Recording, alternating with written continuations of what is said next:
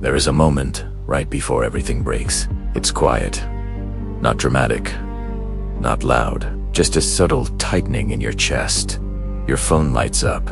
Your bank account dips lower than it should. Someone you trust goes silent. A plan you've depended on collapses without warning, and suddenly, your body knows before your mind does. Your breath shortens, your shoulders rise, your thoughts scatter. The heart accelerates like it's running from something invisible. And in that moment, most people panic. They don't scream, they don't cry, they spiral. Thoughts multiply faster than they can be controlled. What if I lose everything? What if I can't fix this? What if this is the beginning of the end? Here is the part no one tells you. When everything falls apart, your nervous system becomes the battlefield, and most people have never been trained for that war. They believe calm is something you feel. But calm is not a feeling. Calm is a skill, and untrained minds collapse under pressure the same way untrained bodies collapse under weight. This is forbidden knowledge in a world addicted to stimulation and panic. Chaos does not break you. Your reaction to chaos does. Some people remain steady while their lives burn. Others shatter while nothing has even happened yet. The difference is not luck. It is not personality. It is not strength. It is training. And tonight, you're about to see what happens when someone learns how to stay calm when everything is falling apart. There is something unsettling about calm people. Have you noticed? When the room is tense, when voices rise, when urgency infects everyone, they don't rush, they don't react, they don't explain themselves. They pause, almost as if they're standing outside the chaos, watching it instead of drowning in it. And it makes others uncomfortable because panic is contagious. Calm is threatening. It silently asks a question most people avoid. Why am I losing control? While they are not, here is the mystery. Why do some humans stay calm during bankruptcy, heartbreak, war, illness, collapse, while others panic over emails and notifications? Why does one nervous system implode while another becomes still under the same pressure? And the deeper question, one no one wants to confront. What do they know about the mind that most people don't? Because calm is not denial. It is not numbness. It is not ignorance. True calm is awareness without collapse. And once you understand how it works, you can never see panic the same way again. The world is unstable, not metaphorically, literally. Markets swing. Jobs disappear. Relationships fracture, plans evaporate, and beneath it all, the human nervous system was never designed for this level of constant uncertainty. We evolved for short bursts of danger, not endless pressure, not 24-hour news cycles, not social comparison, not digital urgency, not the quiet fear of what if everything goes wrong. So the system overloads. People snap at loved ones. They doom scroll at 2 a.m., they numb themselves with distraction. They eat, drink, they binge, they avoid, they call it stress. But stress is not the enemy. Loss of regulation is, and when regulation collapses, identity follows. You stop acting like yourself, you become reactive, impulsive, small. Decisions become emotional, words become weapons. Silence becomes unbearable, and slowly, without realizing it, your inner world becomes louder than the crisis itself. This is where lives unravel. Not because something went wrong, but because the mind was never trained to hold pressure. And that is where our story begins. His name is Elias, and right now everything is breaking. Not all at once. That would almost be easier. It's happening piece by piece. A slow collapse. First, the job. Not fired, restructured. A word that sounds clean but feels like erasure. Then the relationship. Conversations turn shallow. Silences stretch longer. Love becomes negotiation. 10T body. Sleep fractured. Jaw tight. Heart racing for no reason. Elias tells himself he's fine. He says it out loud. I'm fine. but his body doesn't believe him. He's tried everything: breathing apps, motivational videos, positive thinking, distractions. Nothing works when the pressure rises, when emails pile up, when deadlines loom, when uncertainty whispers at night. What if this doesn't work out? What if I can't recover? What if I lose control? He's not weak. That's the cruel part. He's intelligent, capable, thoughtful, which makes it worse because he understands the stakes and his mind refuses to slow down. He replays conversations, imagines worst-case scenarios, tries to predict outcomes he cannot control. His nervous system is locked in survival mode, and slowly, he starts to notice something terrifying. The world isn't falling apart. He is. He snaps at people he loves. He freezes when decisions matter most. He avoids problems instead of facing them, then punishes himself for avoiding them. A closed loop of pressure and shame. One night, sitting alone in the dark, Elias feels it. That moment where panic almost tips into despair, where your thoughts feel louder than your body, where your chest feels like it might collapse inward. He presses his palms together hard, trying to ground himself. It doesn't work, and that's when the thought appears. What if I can? To handle it, that question terrifies him more than the crisis itself. Because if that's true, then everything really does fall apart. But somewhere beneath the fear, another realization begins to surface. Not hopeful, not comforting, just honest. Maybe I don't need the chaos to stop. Maybe I need to stop collapsing inside it. The idea feels dangerous because it suggests responsibility, not blame. Responsibility. And responsibility means this: if panic is learned, calm can be trained.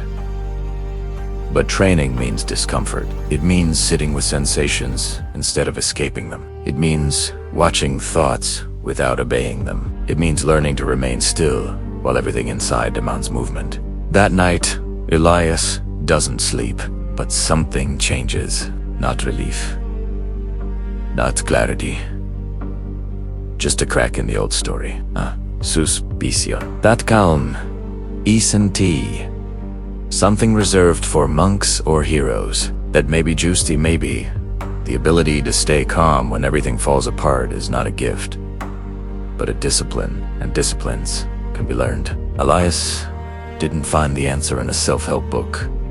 He found it buried in history, across centuries, across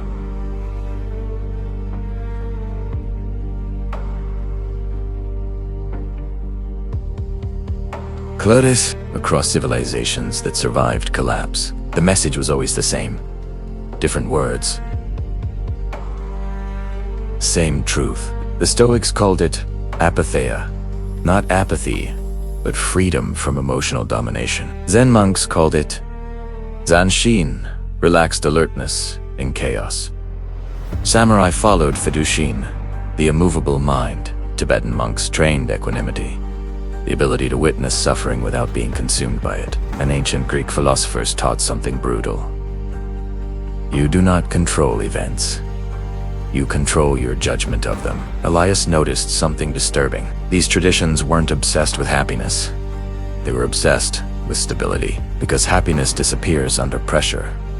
Stability remains. Warriors didn't aim to eliminate fear.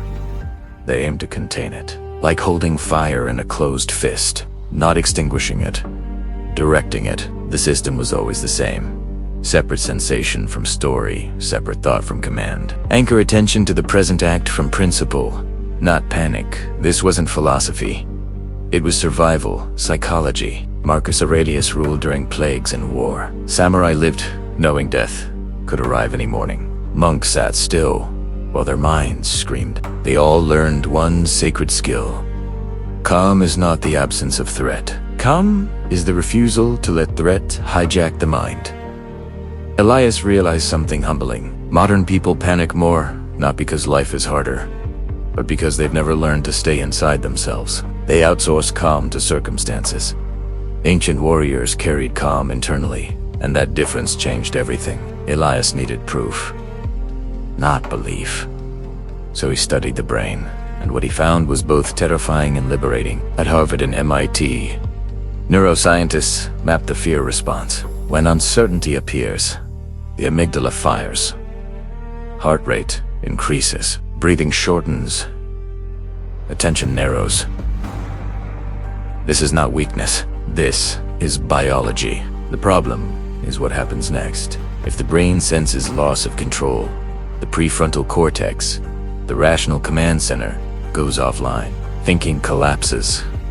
Reaction takes over. This is why panic feels possessive. You don't choose it. It chooses you. Unless you interrupt the loop, the basal ganglia, responsible for habit and automatic behavior, kicks in. Old patterns activate, catastrophizing, avoidance, emotional outbursts, mental spirals. Yale research on emotional regulation revealed something crucial. Naming a sensation reduces its intensity, not fixing Italiano, not suppressing it. Naming Italiano. Because awareness reactivates the prefrontal cortex. Calm isn't created by relaxation. It's created by regaining command. Decision fatigue worsens everything. Stanford studies show that under stress, repeated micro-decisions drain cognitive control, which means when everything is falling apart, the brain desperately wants simplicity. And panic offers it. Panic says, react now, move fast, do something, anything. Calm says something harder. Pause. Observe. Choose. That pause is not natural. It is trained, just like a muscle. Just like balance, just like strength. Ancient wisdom was never anti-science. It was pre-scientific neuroscience. They trained the nervous system without naming it. Elias understood now. Calm isn't personality. It's neuro-conditioning, and he had been conditioning panic for years. Training began quietly. No incense, no robes, no dramatic music, just moments. When anxiety rose, Elias stopped running. He noticed a sensation. Tight chest, hot face, shallow breath, and the voice came immediately. Fix this. Distract yourself. Check your phone. Think harder. Every instinct demanded escape. This was the war. Not against fear, against automatic obedience. He whispered to himself, stay. 30 seconds felt like torture. The body surged with urgency. His mind threw threats. You're wasting time. This won't help. You're doing it wrong. But Elias remembered the system. Sensation is not danger. Thought is not command. He breathed slowly, not to calm down, but to anchor attention. Inhale. Exhale. The storm didn't stop, but something else happened. He didn't collapse. The panic crested, then faded, and for the first time, Elias experienced something new. Fear without panic. Pressure without breakdown. The next day, it happened again. And again. Sometimes he failed. Sometimes he reacted. Sometimes he spiraled. But instead of self-hatred, he returned to the practice. Observe. Name. Breathe. Choose. The old identity resisted. You've always been anxious. This is who you are. You're just wired this way. But biology doesn't care about identity stories. It cares about repetition, and repetition was changing something fundamental. The real test came suddenly. Bad news. Unexpected. Severe. A phone call that changed everything. Elias felt the surge immediately. Heart pounding. Vision narrowing. Hands shaking. The familiar edge of collapse. This was different. This was real loss. Real consequences. His body screamed. Panic now. Run. Explode. He stood frozen in his apartment. The walls felt closer. And for a moment, he almost surrendered. Almost let the old pattern take over. But then, something shifted. Not strength, not courage. Memory. He remembered the monks sitting in chaos, the Stoics writing during exile.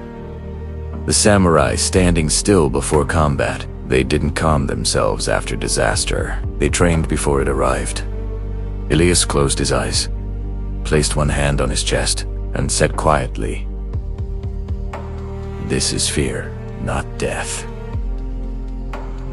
Breath slowed. The storm raged, but it no longer owned him. And in that moment, standing in the wreckage of uncertainty, Elias realized the truth.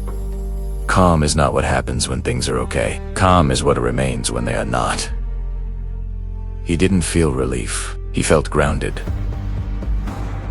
And grounded was enough, because now, no matter what happened next, he would not disappear inside the chaos. There is a brutal truth Elias finally accepted. Calm is not something you access when life collapses. It is something you install beforehand. An installation requires repetition without gaps. Because the nervous system doesn't learn through insight. It learns through exposure. Small exposures, daily exposures, non-negotiable exposures. So Elias adopted a rule. No 0 days of regulation. On good days, he practiced stillness when nothing was wrong. On bad days, he practiced stillness when everything was. Even 60 seconds counted. 1 minute of breath awareness. 1 moment of naming sensation instead of running. 1 pause before reacting. The goal wasn't calm. The goal was staying present. He learned something powerful. When you practice calm only when calm is easy, you train nothing. When you practice calm when discomfort appears, you rewire the threat response itself. Gaps were dangerous. Gaps taught the brain. We regulate sometimes. Consistency taught the brain. We regulate always, and slowly, predictably, biologically. The storm lost authority. Elias stopped trusting willpower. He engineered calm into his environment. Because panic thrives on friction and surprise, so he removed them. He pre-solved stress. Phone notifications silenced. Morning routines simplified. Important decisions made early. Breathing cues written down. Exit plans for overwhelming situations, not avoidance. Preparation. When pressure arrived, he didn't ask, "What should I do?" He already knew. Because calm people don't improvise under stress. They execute rehearsed responses. Decision fatigue vanished. The mind stayed online. Calm became mechanical, reliable. People noticed first. You don't react the same anymore. You're steady. You don't panic like before. Elias felt it too. Problems still hurt. Laws still mattered, but they no longer possessed him. The final shift happened quietly. He stopped asking how to calm down. He started asking, what is the most grounded action now? Because calm wasn't the goal anymore. Clarity was, and clarity came from regulation. His identity changed from, I'm anxious to I stay present under pressure. That identity shaped everything. If everything is falling apart in your life right now, hear this. You don't need everything to stabilize. You need your nervous system to stabilize. Calm is not denial. Calm is command, and command is trained. If this message resonated, don't let it fade into another moment of awareness. Declare it. Comment below. I remain steady. Subscribe, not for motivation, but for training. And remember this line. Carry it with you into chaos. The world may fall apart, but you don't have to. You were never meant to be fragile. You are meant to be regulated, and that changes everything.